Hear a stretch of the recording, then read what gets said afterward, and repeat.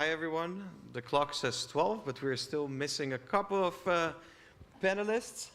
Excuse us for another 2 minutes before we find them. Thank you.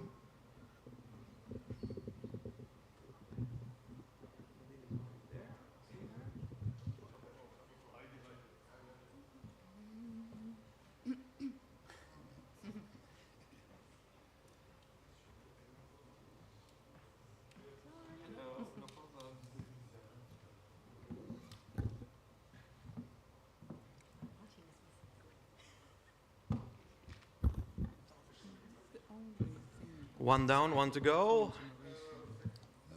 Okay, the cavalry is coming.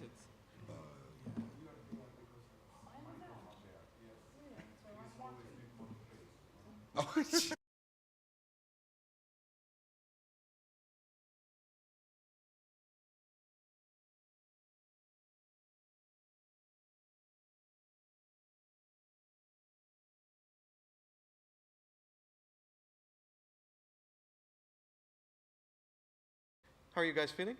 Good? Okay. Nice. Tired. How are you guys feeling down in the audience? Everybody okay? Oh, there are some people. Okay.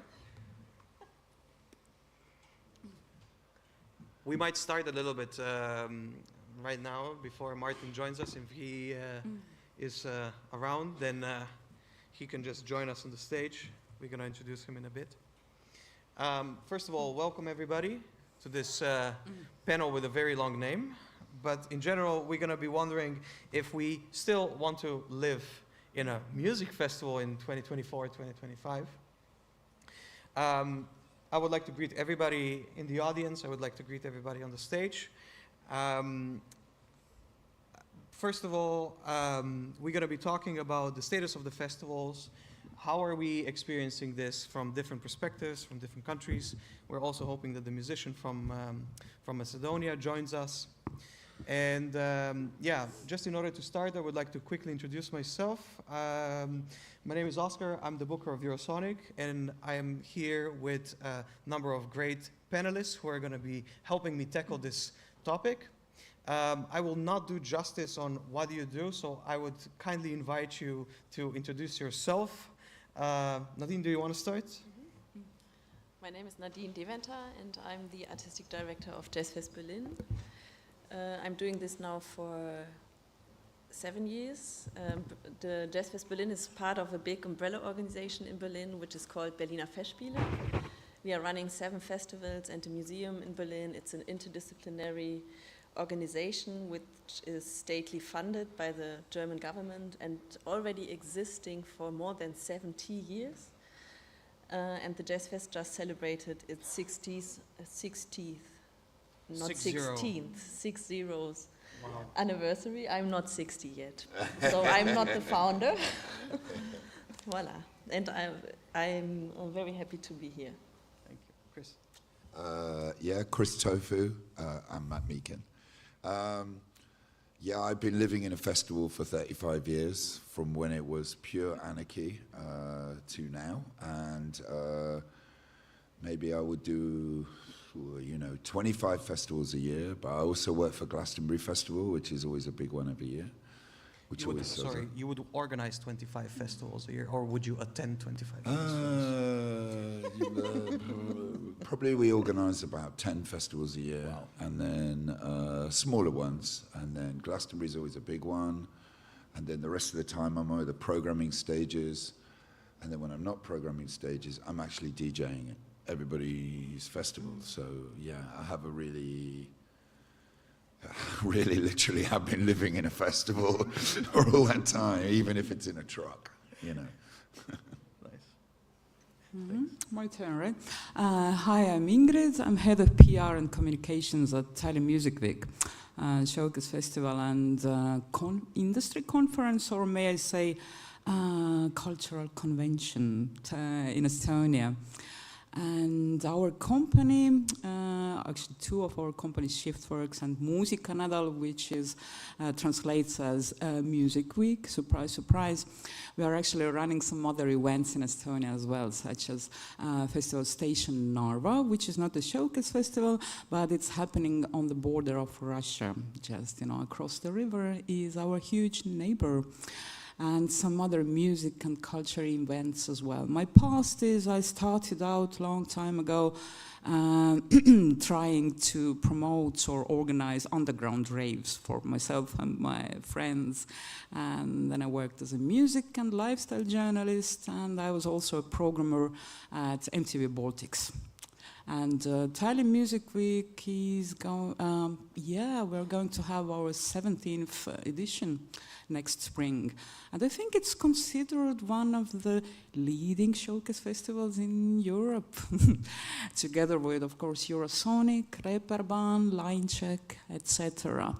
But we are our model is we are local festival. It means we cater for local audiences for sure, but when it comes to our lineup and our delegations, it's very international.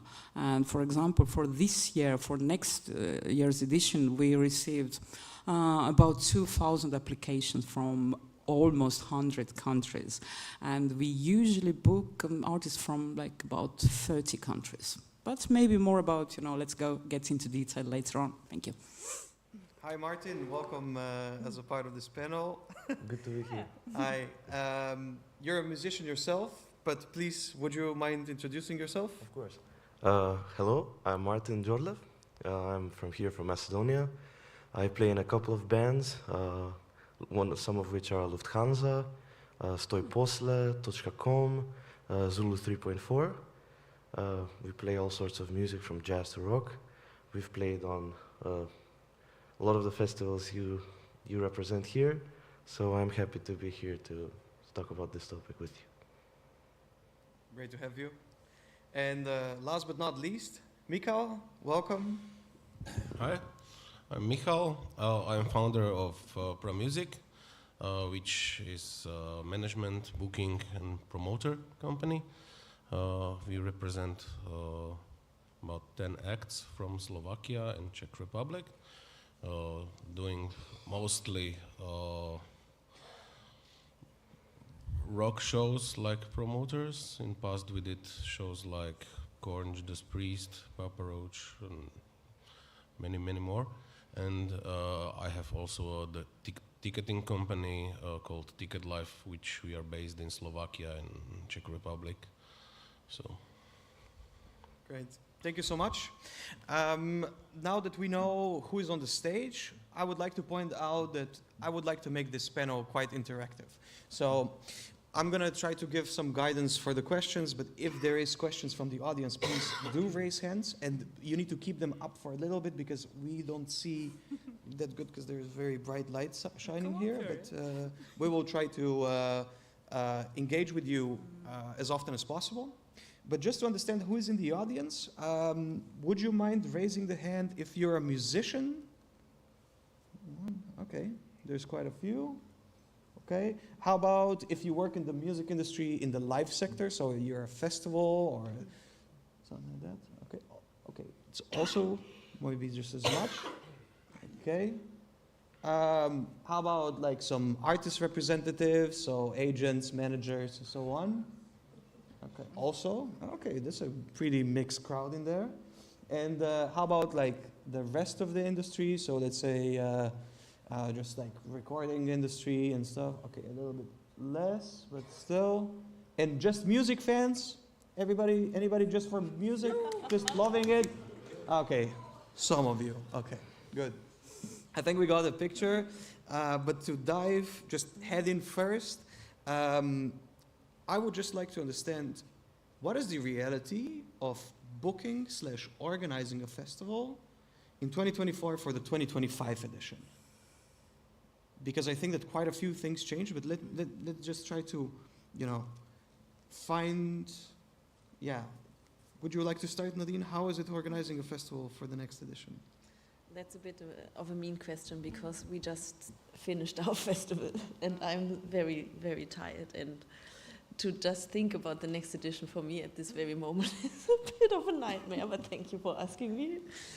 Okay, but how it was organizing your latest edition, for example, now in 2024, like the reality right now, it's a little bit different than it was before. Yeah, everything is much more expensive. The costs raise, the infrastructure costs, the clubs, backline, everything, and also the inflation plays a big role, I think everywhere in Europe and the world. And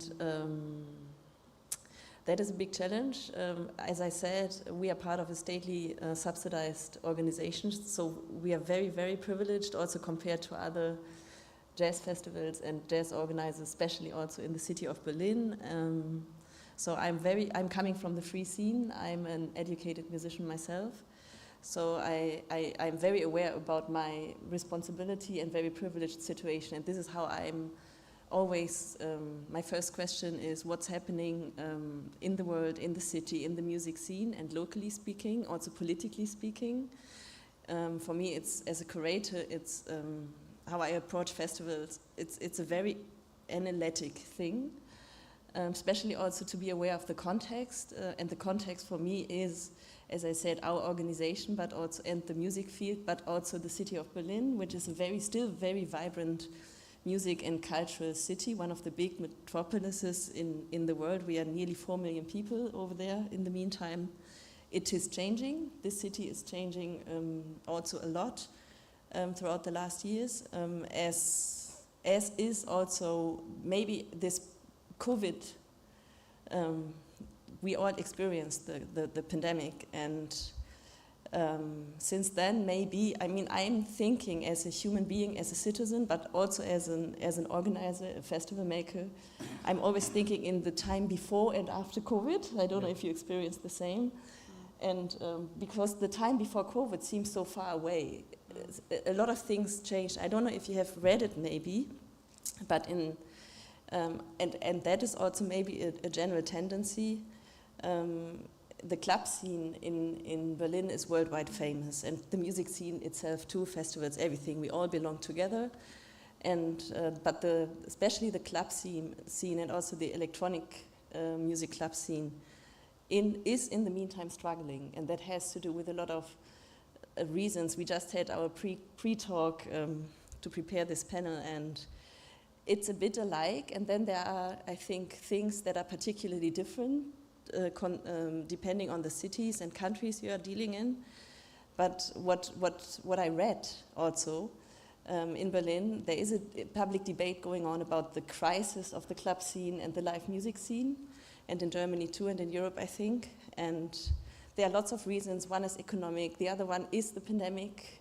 Young kids were locked in, and still, I mean, we are free, let's say, pandemic is over, but the side effects are huge, and we all know this. I mean, there has been a research, again, that has been published, I don't know, a year ago in Germany, and the most loneliest people in our society in Germany is not the old people. Wow. It's the young people in the meantime. Wow. And these young people don't go clubbing as we used to do it anymore. We're just talking about it. We have kids. My son is 16. I'm like, now you get into the age that you could go clubbing, and isn't this exciting? And his name is Oscar, the best name in the world. I agree.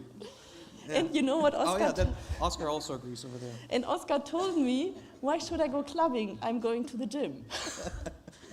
and so that, but very I don't want difficult. to...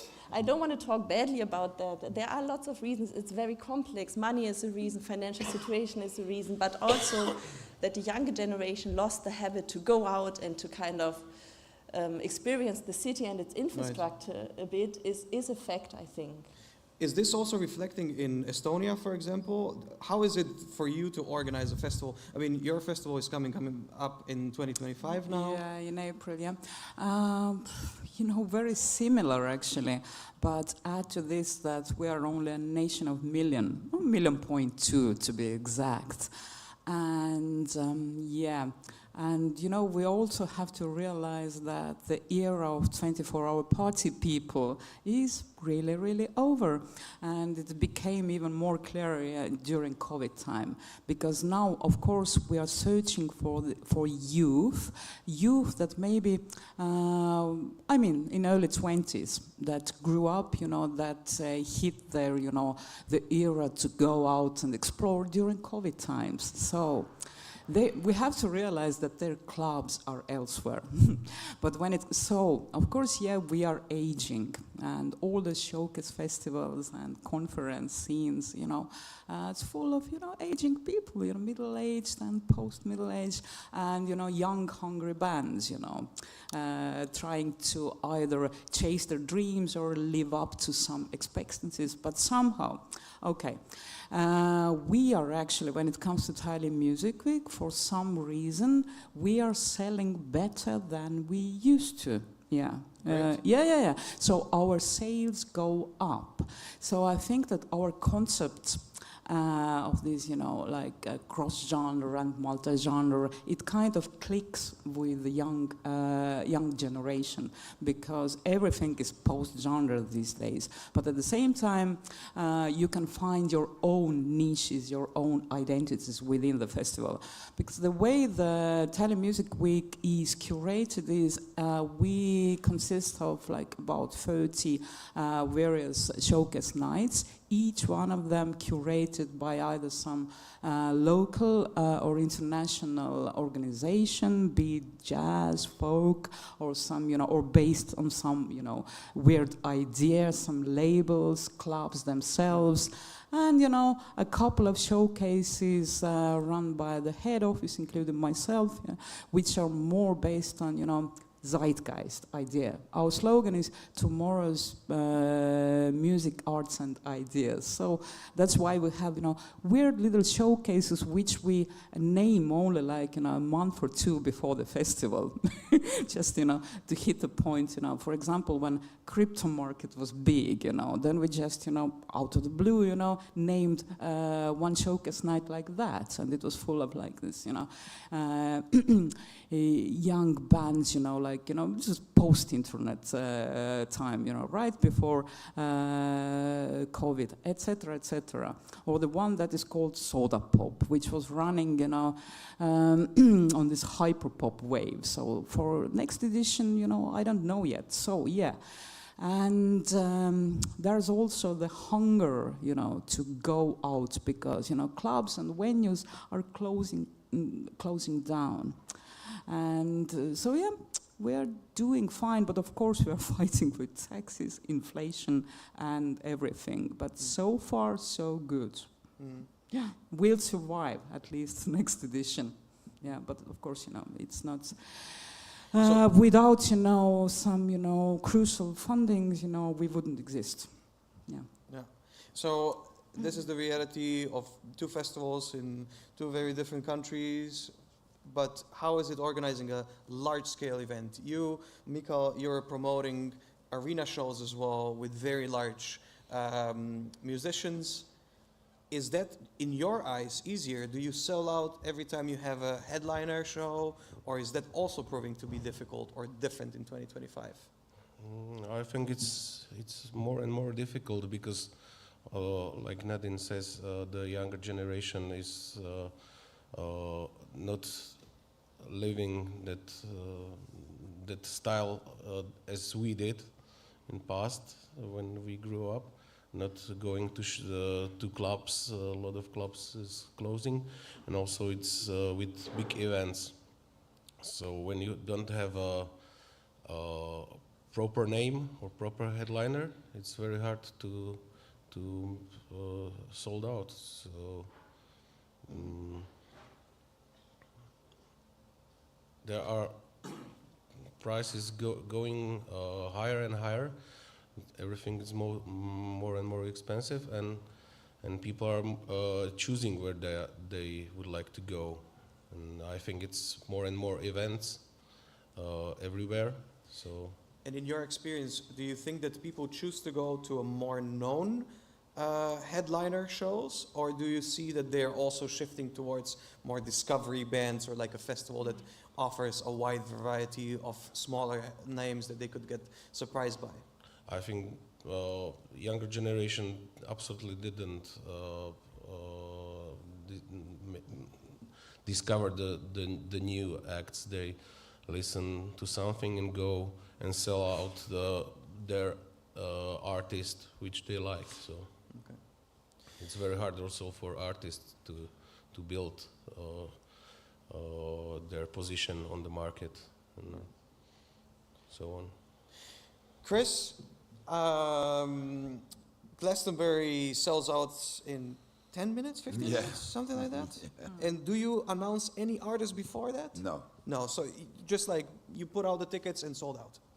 Glastonbury is like the one-off case, really. But yeah, it Wow. always sells out. I mean, it might not always sell out, but right now it sells out. It's oversubscribed, and even once it's sold out, the tickets are going for crazy money. But that is only one festival, you know. And is your reality different than it used to be? I mean, you're saying that the tickets were sold out before, the tickets are sold out now, but is it organizing a festival in 2025 Yeah, a it's different ballgame? really difficult. The price of everything has gone up so much. There's not many kids, by the way. They don't get the tickets. Wow. So it's an older audience. The price of artists, everything has gone up, and it's making it really hard to deal with it. I would like to say that, you know, there's so many layers of festivals in the UK. I think there's like maybe 4,000 to 5,000 festivals across the whole country, charging to get in. And the last 2 years, there's been a festival massacre. So loads of beautiful festivals have closed down, just because there's just no money to be made at all. At the end of the day, the festival organizer is the poorest guy. You know, the agents are charging so much more for their artists. But also, you know, what happened in the UK was Live Nation, AEG came along, and then previous to that, it was all more grassroots, more normal people organizing festivals. But now, you know, Live Nation own, like, not just Live Nation, they own probably about 70% of the proper commercial market, and they've got deep pockets. It's more the grassroots. I'm a grassroots person, I'm a grassroots agent, I'm coming from that place. Those guys have really suffered because a lot of them were doing it out of love and their community, so they're suffering a hell of a lot. Obviously, some are winning and some are losing. That's capitalism, you know. And Music Venue Trust is helping out a little bit there, right? Music Venue Trust has been helping out because we lost 35% of our clubs in the last 3 years. You know, it's just pretty insane. And what you were saying as well, what Nadine was saying about the youth, what we're all saying is COVID stopped the youth enjoying music as previous generations had. And now the big festivals that are growing up are like crazy ones. Like in London, there's an IKEA that's been turned into an enormous venue, and the gig starts at 12 o'clock in the day. At 10 o'clock at night, they're all at home. So loads of kids are treating that as a friggin' festival. So they're not living in a festival, they're living in a frickin' ex-IKEA. Wow. So, yeah, because they can't afford it, you know, they can't, you know, just to go to a camping festival like Glastonbury, you're still putting in your pocket £1,000, tents, you're smuggling your drugs in or whatever, you know. It's like a completely different situation, you know. So they look at that and they just go, what the hell, that's not for us. WOMAD, which is one of the best festivals, isn't happening this year. But everybody has been saying for years, you know, there's a lot of old people here. What are you doing about it? You know, and a lot of festivals have just sort of folky festivals, jazzo festivals, all of those guys, they've been sitting around just taking the money every year and not really doing much about it. So obviously, again, it's capitalism, but there is less young people going to festivals, and it's a significant issue. Maybe I can ask a similar question to Martin as a musician. I mean, we are hearing what's happening on the organizer side, but you have to stand on the stage yourself. And as a young musician, you also need to promote yourself. But you know, I know that you're active as a musician for quite a while. Do you also experience this change in the past year, the same as we are as the festival organizers? Well, to be honest, our venture into playing music live started into COVID, so we didn't really get to experience the pre-COVID era of performing on festivals. However, I've been visiting festivals for the past 10, 11 years, so I caught a bit of pre-COVID visiting festivals, and just as a visitor, I could tell that things are a lot different. It definitely stands that a lot less people come to festivals, especially younger people, but specifically in Macedonia, I think that's because as the prices are going up, the pocket money of the kids is not going up. Yeah. So before they could go to a smaller festival, a gig, for a lot less money, and now they have to reach deep into their pockets. So PIN is probably one of the only places where young people can come and watch music for free and love music as they well should. But as the side of an artist, I can't really tell the difference that much. It's PIN free for all. Yes, Wow. yes. Sorry, we didn't Yeah. hear you. No, I didn't realize that PIN is free for all, but it's Yeah. wonderful. Yeah. Maybe this is a good moment to check if there's any questions in the room. Anybody has a response to what's happening in 2025? Yeah, there's one over there. Do we have a mic by any chance? That would be awesome if we could.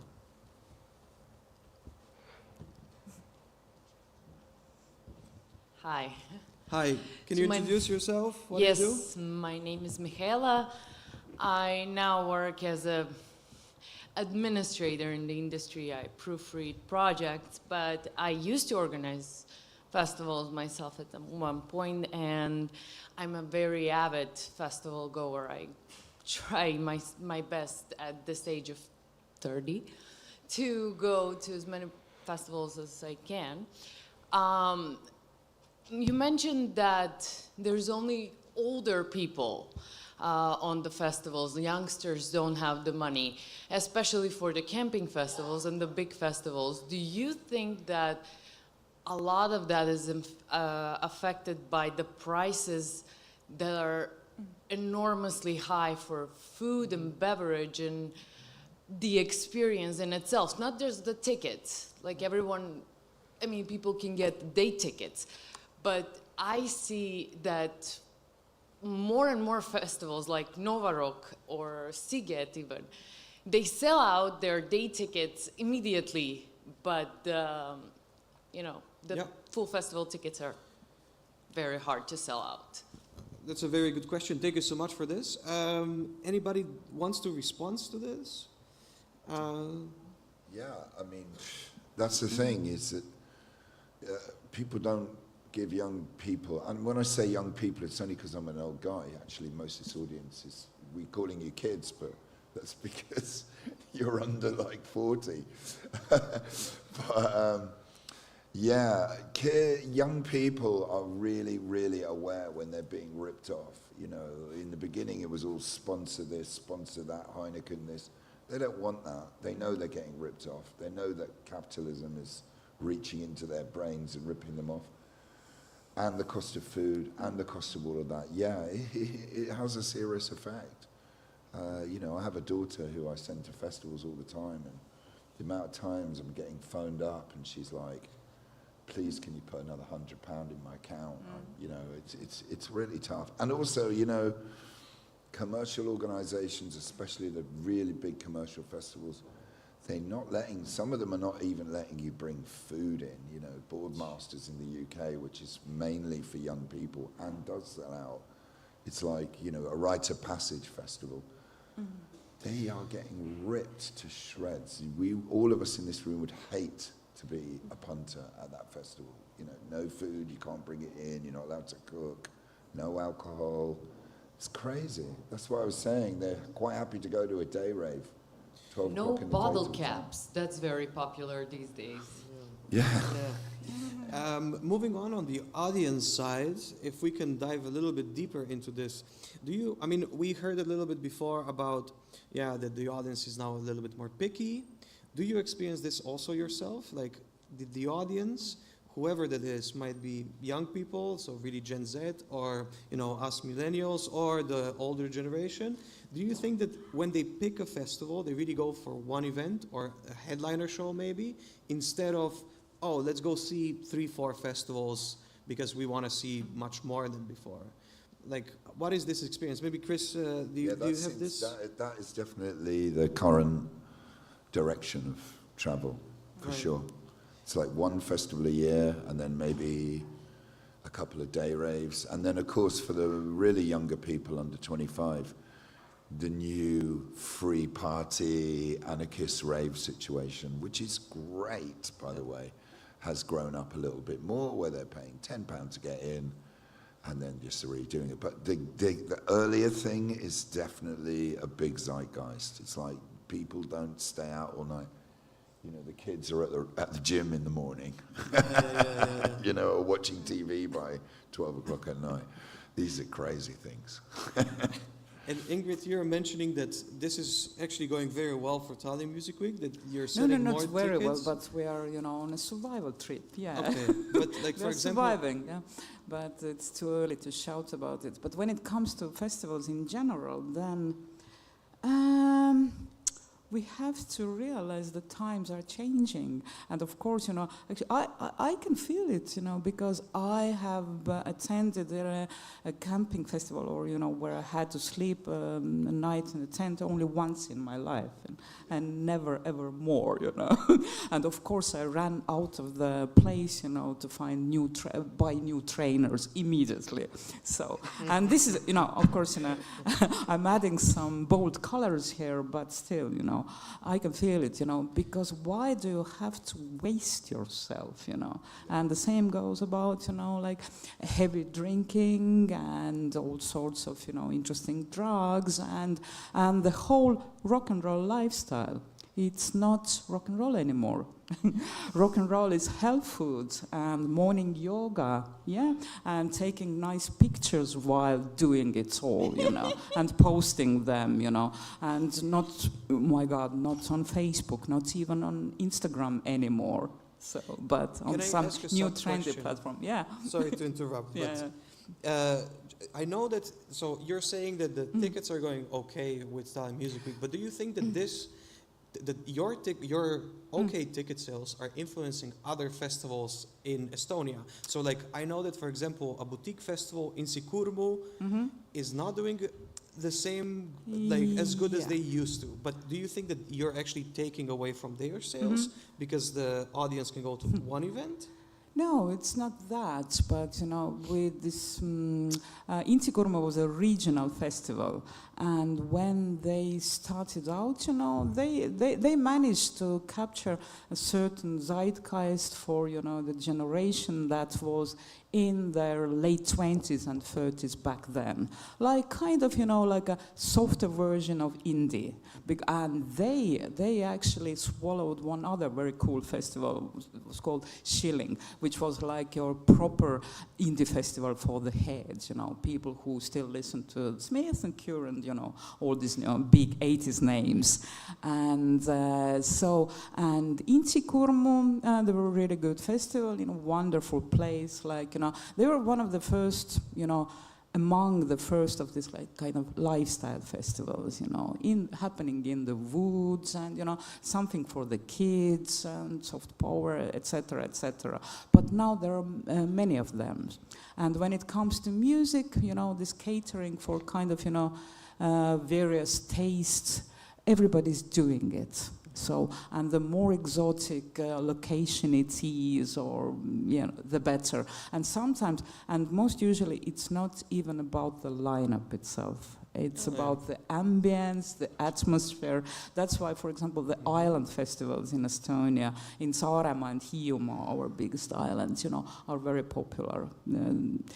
Island sound and sound. Sound is more like a niche festival, but still, they can be sure that people will come.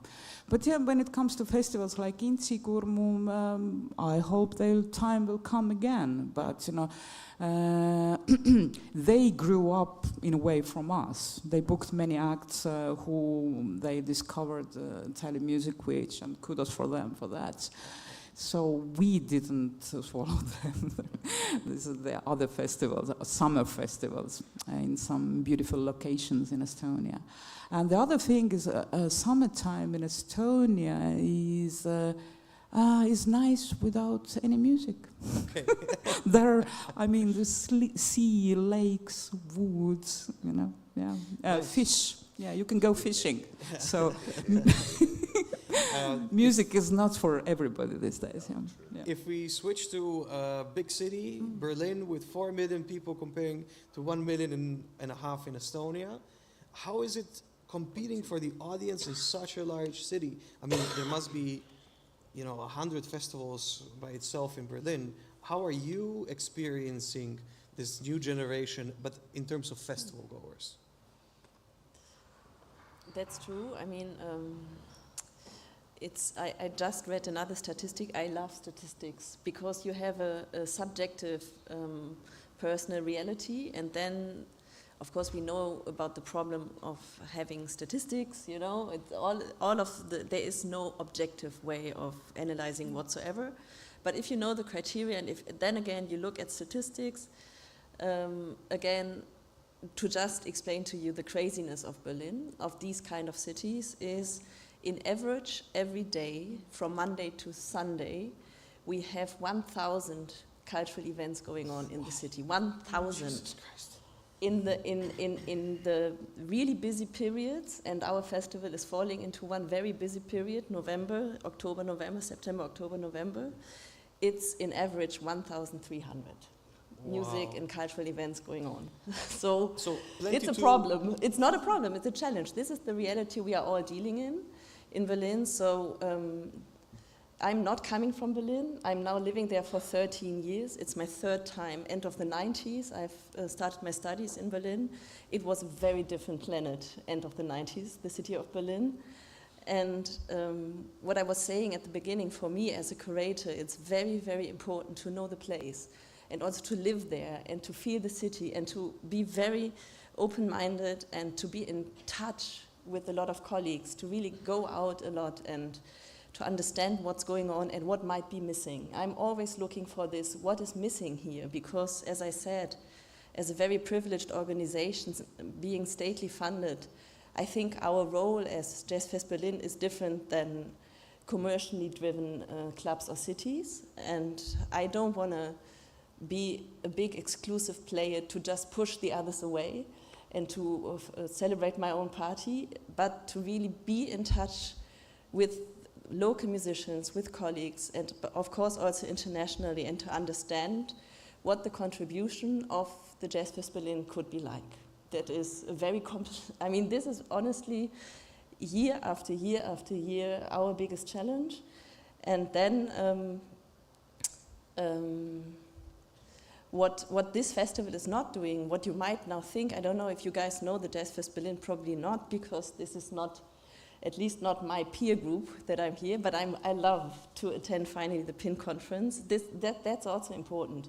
Don't stay among your own peers and bubbles. Go out as much as you can and meet other people and get other knowledge. But the Jazz Fest, since I'm running it, since I'm the artistic director, is not putting big names on big stages anymore. We put the up-and-coming musicians on the big stages, and I managed to kind of really question the whole mechanisms, the whole, the rules of also programming festivals. By questioning it and also by trying to understand the city of Berlin, the relevance of this festival, the history of the festival, and our possibilities. And I'm very happy, knock on wood, it's working so far. We are always sold out. We have a pretty old audience compared to to festivals that is mostly attended by a younger audience. That is also still a challenge. What I'm also taking care of a lot is to have a healthy balance between the local scene and musicians and the internationals. We are co-producing a lot, co-creating, commissioning works a lot. Of course, as a woman, I do take care of gender balance. We have a very gender balanced program. Then diversity in a larger term, meaning locals, but also global diversity. And also to kind of, on a national and also international level, I'm part of, the Jazz Fest Berlin is part of the Europe Jazz Network, which is an organization of organizers. We have more than 200 members in the meantime, coming from more than 30 countries. So we are, among colleagues, exchanging a lot about ideas and artists in order to set up tours together and to be an anchor gig also for musicians. If I can just ask you, how important it is to be in all these networks for you? Very important. And do you think that this plays a big role also across the board, like in other Yes. places in Europe? Do you think that this is the key also for success in, let's say, for other events, or Yes. other regions? Yes, I think so. Only because also when I introduced myself, I said that this Berliner Festspiele, as a big umbrella organization, which is funded by the German government, which is rare in Germany. We have a federal system, so usually the cultural funding is not coming from the national government. There are very few exceptions in Germany, and it's a political decision. Why? And why? Because of the war. So Berliner Festspiele has been funded already more than 70 years ago. It was a collective, it was a conscious decision to join forces on different levels, politically speaking, economically speaking, ideologically speaking, to kind of really join forces on a local level. The Jazz Fest is part of that organization. If that organization also as a political, economical, but also administrational body would not be existing, probably the Jazz Fest struggled throughout 60 years. It's a long time. There was a lot of shit going on, corruption, abuse of power, whatsoever. And then they could jump under this umbrella that, of course, also is very challenging. This umbrella is even bigger. You might know the Berlinale, the big film festival, and also Haus der Kultur in der Welt. It's also part of that same umbrella organization that is then nationally funded. It is something else than just running your own grassroots festival, which I had the pleasure to do myself too. I have been freelancing nearly all of my life. As I said, I'm coming from the free scene, and I'm constantly challenging institutions. I challenged them before I was part of them to get into them, to bring artists in, new voices, really challenging positions that I considered very relevant and underrepresented. And now that I'm part of a big institution, I'm challenging the institution by also going back to the street. Right. This year we did a big project, maybe after we can talk about community work within our communities. This is what we did this year at the occasion of 60 years of the festival. Really interesting. I think that it really paints a point about working together. Yes. And to Mikko, I'm very curious about how you look at, if I can, let's put it like this. If an event goes well, then it's all great because the programmers did a great job. They picked the right artist, it's sold out. But if the event doesn't get sold out, it's all the blame of the marketing team, of course, because they didn't do a good job, Definitely. right? Do you agree with that, or do you think that it's a more complex situation? It's more complex, but you are right. I think there could be also bad decision by the booker or promoter, which artist he choose for festival or for the solo show. So it's quite complex. And do you yourself as a promoter, do you make decisions which artists are you going to book based on data, or do you see your audience more as like a response? Oh, we see this demand, so therefore we're going to book this, or? It's made step by step. We also discuss in our team. We also check the data if the artist going well on our market before, or in similar markets like in Czech Republic or Hungary. So we need to be careful and it's every time hard to make the right decision because as we talk, everything is going to be more and more expensive. Right. Also the artists, so it's more and more hard to find the right artist with the good price and good value for the promoter to sell enough tickets, or because we are small market, Slovakia or also the Czech Republic, so we cannot compete with Austria, Germany, or other big countries. So it's very challenging. Right. Sorry, Oscar, may I jump Yeah, in about please. this, you know, Yeah. whom to blame? At least, No- you know, nobody to blame, 85 just, to you know. 90%, you know, it's a fault, you know, the fault is on the booker side. Because these days you can't really market or promote something for which there is not an audience expectancy already. The days of where you could put, you know, some unknown band on the cover of, I don't know, Enemy or Melody Maker and claim that it's the next big thing, and somebody tended to believe that, you know. These days are over, and yeah, you can make, you know, you can make up, you know, great PR stories. And for example, I love to, you know, my main thing is, you know, to spot like an untapped talent and to make it big. But, you know, mostly when it comes to success, it's more like an afterthought that, you know. So, yeah, unfortunately, because, all kind of scenes, you know, they know what they want, they already know, but you have to know what they want and just, you know, offer it to them if you want to sell out, Exactly. unfortunately. I remember the times when in post-communist countries like Slovakia or Czech Republic, there was enough to write USA. Exactly. After the name of the band, and the club was sold out, so because they want to see American band. You know. And nobody cares anymore. And when it comes to media, which is my main thing, then nobody reads it. That nobody cares about these old school tastemakers. Yeah, influencers, yeah, maybe, but yeah. We're running a little bit out of time. I still have one question for Martin, and then we're gonna look back to the audience. Martin, just in short terms, in a quick overview, how do you, I mean, I know that you were trying to build an audience outside of Macedonia as well for Lufthansa. You did a bunch of showcase festivals. How do you experience building your fan base, let's say outside of your friends, outside of the people that already know the band? Is that proving to be difficult? Are the events like, you know, playing showcases or maybe other festivals even, like just commercial entities, helping you create, you know, enough audience to go back to that country later on and tour?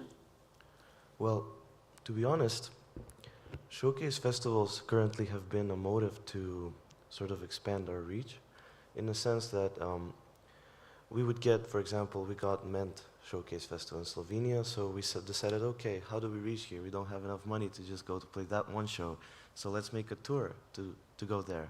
Or when we got Talent Music Week, we did the same thing. But honestly, most of our, the expansion of our fan base has come from smaller grassroots shows on the way to the Showcase Festival.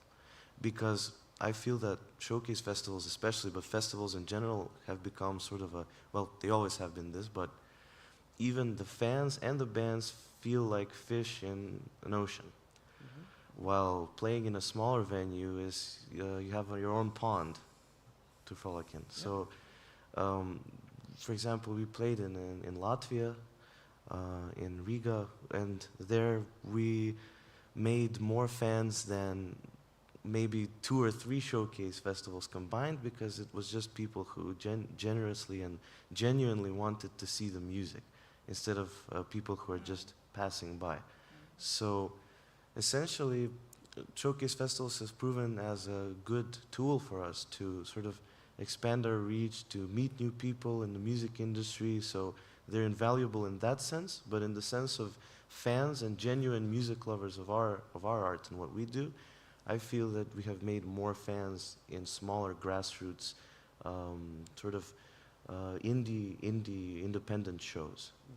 And would you still go to, let's say, a showcase event that didn't prove to be, you know, the miracle that you were expecting? Oh, I'm gonna play at whatever you name the showcase, and then, you know, everything is gonna open up for me. I'm gonna be a rising star in Europe. Would you still do it? Would you still feel that this is necessary for your career? Well, it's fun. I don't know. It's fun to visit new places and play for new people. We don't really look for like we're gonna make it or whatever. It's more of we want to expand our knowledge of what people like, what people enjoy about our music, and what people enjoy about music in general. So we would like going to showcases because, especially as music lovers, we get to see a lot of bands, a lot of different cultures, expand our knowledge of these things. So yeah, even though we might not get as much fans or whatever, it doesn't really matter because we get to experience something new. And otherwise, if, for example, we didn't play on ESNS or Italian Music Week, we would have never went there, or we would have never had the money to go there, essentially, or no one would have ever known about us to call us to play there, so it was great. Okay. Well, glad to hear that. On that note, we still have 10 minutes. I see one hand over there. Guys, if anybody else has questions, think about it. We'll get back to you after. Hi. Our So colleague over another there. Oscar here Hi. from Nowy Sad, from a band called Monochrome. So thanks for an excellent panel. I really enjoyed it. My question is, like, we've heard that festivals are struggling and live venues are struggling, and there are some government funds there. And I listened to a talk by Nick Hobbs this morning, and promoters are struggling as well. And I can tell you that most of the artists I know, they've got daytime jobs, they're doing all right. But my question is, where is the money going to? Is it going to Spotify, Ticketmaster, Viagogo, or where is it going to? Or is it just that the music industry has shrunk, or is it that we've got now 4,000 festivals and it's just like dispersed over a larger number of actors? So, sorry, just to understand your question correctly, you're asking why everything is more expensive and where the money is going. Yeah, and why all the stakeholders, all the actors are kind of struggling, at least most of them. Yeah. Who wants to answer this question? I mean, you know, what you're saying about the musician it's a major tragedy. Spotify, you know, the musician's income is absolutely, forgive me for swearing, fucked. Spotify has made really great deals with major record labels. They didn't give a fuck about the little artists. YouTube, all of those guys are just screwing musicians and creators over really badly. So there's where a lot of the money's going. Second thing is promoting has become a very expensive business. You know, we're so old, I'm so old, I've been through about 20 different types of ways of promoting. But right now, AI, you know, following those machines, robots are doing the promoting for you and stuff like that, which is making a vast change, which is happening right now. And over the next 3 or 4 years, I think you're going to see a massive change in how gigs are promoted. So they're taking a lot of money, you know. 1,000 euros on just Facebook ads for a small grassroots gig is not actually unknown now. They're taking a lot of money. The people doing the shitty jobs have taken a lot of money. They're gouging as well because, you know, who wants to do toilets and security and fencing? All of those guys took you know, their costs went up, but they also took more money, I think, personally. So yeah, it is really difficult. I don't think it's like because the market is drenched or too full, because kind of nature sorts that stuff out. But yeah, the money's going in all sorts of directions. But at the end of the day, as promoters, I think we're all promoters. We're at the bottom of the pile. We're the ones who get the money when it comes to that. And as musicians, they're at the bottom of the pile as well. It's a frigging tragedy, frankly. And now, but if you play at a festival, like as an agent, because I represent a lot of artists, it's great to go and do a big festival like Roskilde or Glastonbury and stuff like that, because actually the whole local audience sees you. So when you go and play in that little venue in somewhere in Copenhagen or something like that, they're like, oh yeah, there was actually 5,000 people who saw you play at this gig. So there is some sort of advantage to that. But yeah, I think what you're saying is an existential crisis for the music industry, and nobody's got that many answers, you know. And every time one of these new platforms arrive, they're always like, yeah, we're really helping the musicians, but a lot of times they're not. They're helping themselves. Sorry to be so negative. Maybe I can just add one, again, from my perspective, what's being discussed in Germany these days, but also in Europe, I think, and worldwide, is the race of the extreme right and the populists again. And they are the ones taking decisions, and they are the ones deciding where our tax money is going to. And that is very scary. And at the moment in Germany, we are also facing huge cuts in the cultural sector, also in the city of Berlin. In Berlin, we don't have industry.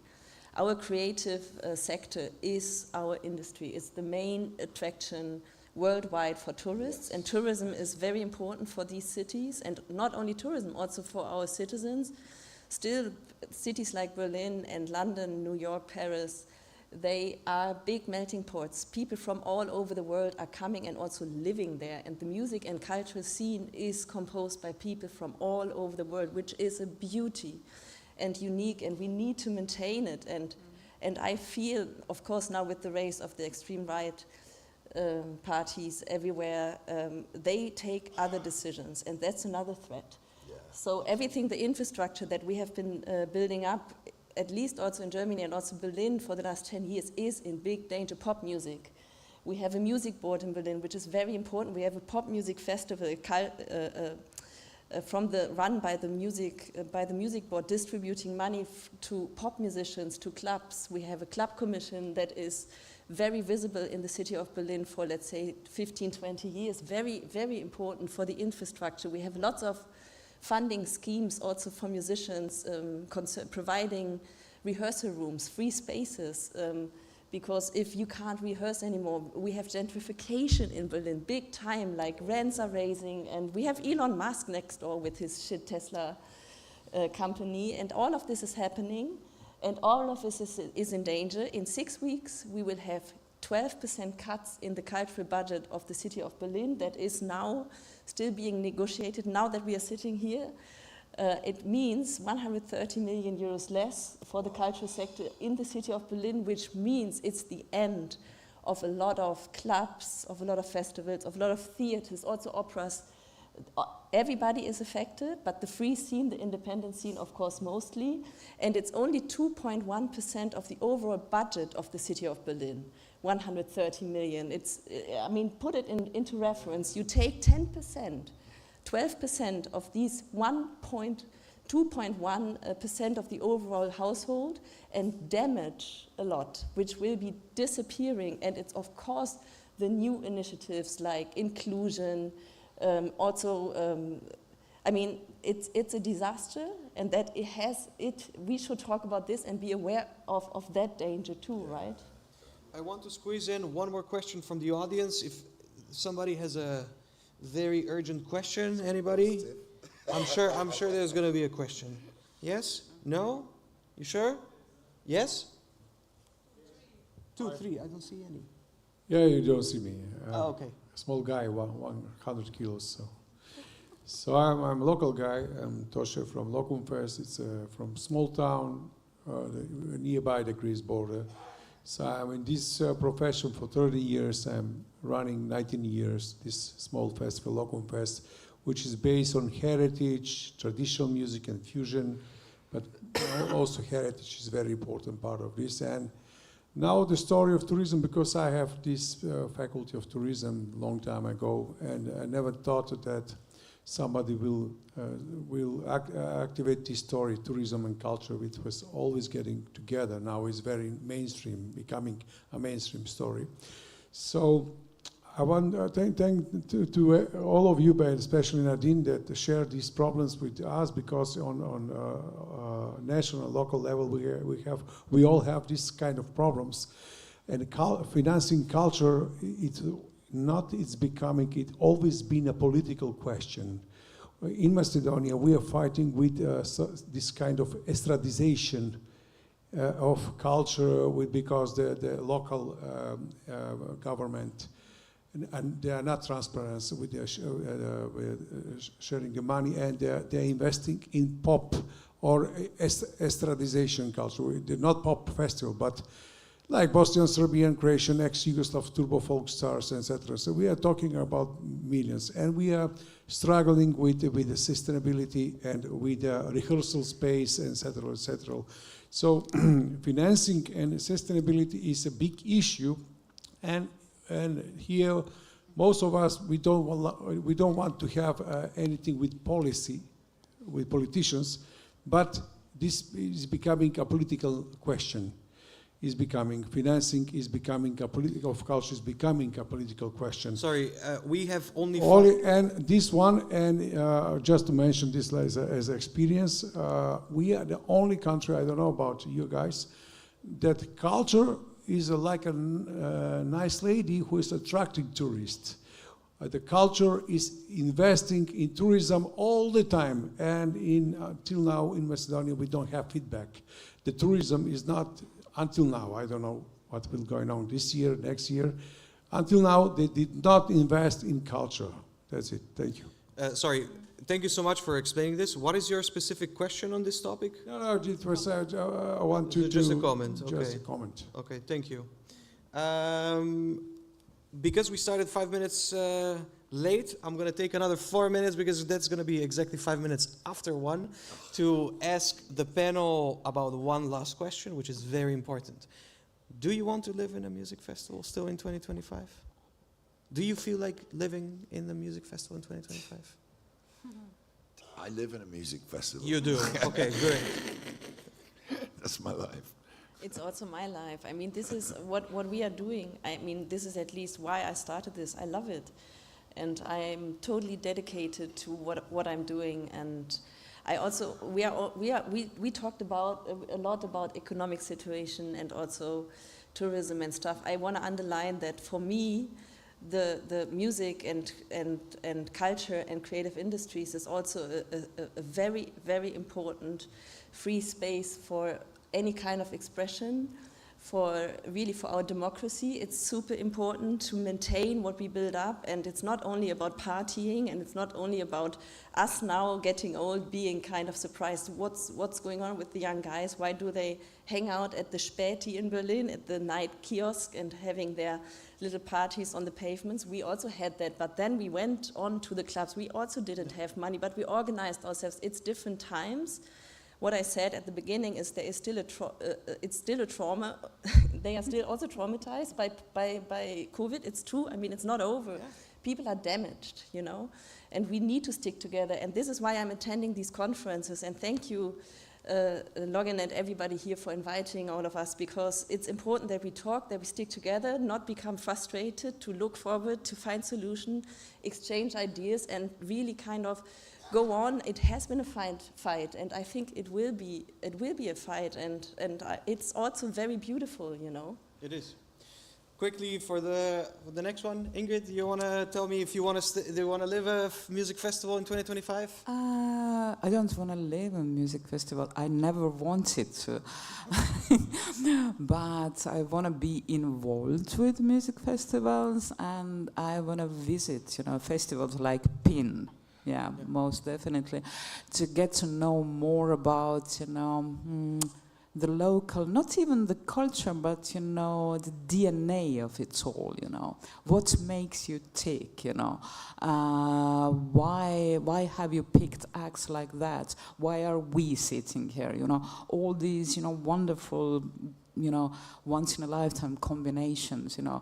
And, you know, in a way, festivals, not just music festivals, any kind of festivals, they're like, you know, these interesting models, you know, something, you know, stuck in a moment, you know. You can get the zeitgeist, you know. Here we are, you know, from, you know, all over Europe and beyond. And, you know, and especially for myself, you know, a citizen of the city of Thailand is about 500,000, but yeah, really a nation of million, right, you know. It's a privilege to have a chance to invite, you know, and over people from almost 100 countries from all over the world, you know.